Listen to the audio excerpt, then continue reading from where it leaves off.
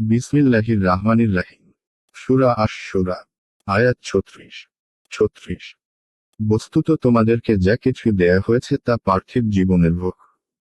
কিন্তু আল্লাহর নিকট যা আছে তা উত্তম ও স্থায়ী তাদের জন্য, যারা ঈমান আনে ও তাদের রবের উপর নির্ভর করে। আয়াতের তাফসীর। বস্তুত তোমাদেরকে যা কিছু দেওয়া হয়েছে তা পার্থিব জীবনের ভোগ। কিন্তু আল্লাহর নিকট যা আছে তা উত্তম ও চিরস্থায়ী। 2 তাদের জন্য, যারা বিশ্বাস করে ও তাদের প্রতিপালকের ওপর নির্ভর করে। যা সামান্য এবং তুচ্ছ।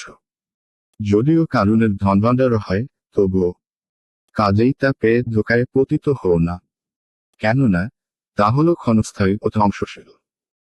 2 অর্থাৎ যাবতীয় নেক কাজের যে প্রতিদান আল্লাহর কাছে পাওয়া যাবে তা পার্থিব ধন সম্পদ থেকে অনেক গুণ বেশি উত্তম এবং চিরস্থায়ী, কারণ তা নষ্টযোগ্য ও ধ্বংসশীল নয়। অতএব ইহকালকে পরকালের উপরে প্রাধান্য দিও না। এরকম করলে অনুতপ্ত হতে হবে।